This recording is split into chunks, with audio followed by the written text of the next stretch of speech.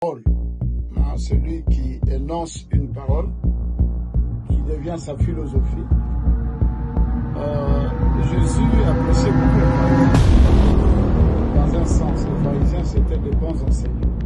Ils transmettaient très bien la connaissance qu'ils possédaient.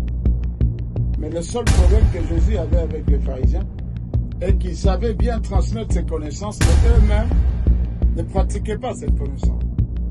Alors il va expliquer à ses disciples en disant, non, il faut les respecter, il faut suivre ce qu'ils disent. Mais le problème avec eux est qu'ils ne mettent pas en pratique ce qu'ils disent. Donc vous, mes disciples, écoutez leur prédication, mais vous faites la différence, appliquez cela.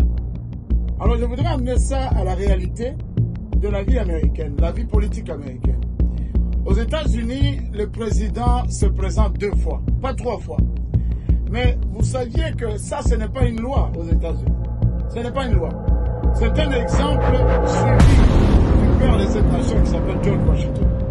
George Washington avait élu, c'est le seul président dans toute l'histoire de la démocratie américaine qui fut voté 2 fois à 100% des voix. Je vous dis 100% des voix. Et la 3e fois, il a dit non, on reste seulement notre roi, c'est toi, il a dit non. Alors, il créa ce qu'on appelle les check and balance. C'est-à-dire qu'il refusa d'être plus puissant dans ce pays. Il refusa le pouvoir. Il a dit comme ça, je vais créer la justice, la chambre des grands juges, la Cour suprême ici. Il a aussi créé le Sénat, mais aussi le Congrès, donc comme les députés en Afrique. Il a dit parce que tout ce que je dirai doit être examiné par ces 3 chambres. Aux États-Unis, être candidat présidentiel 2 fois, pas plus de 2 fois, ce n'est pas une loi. Ils ont suivi les traces de leur père, de la nation.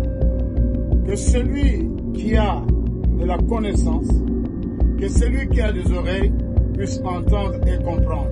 Dieu vous bénisse.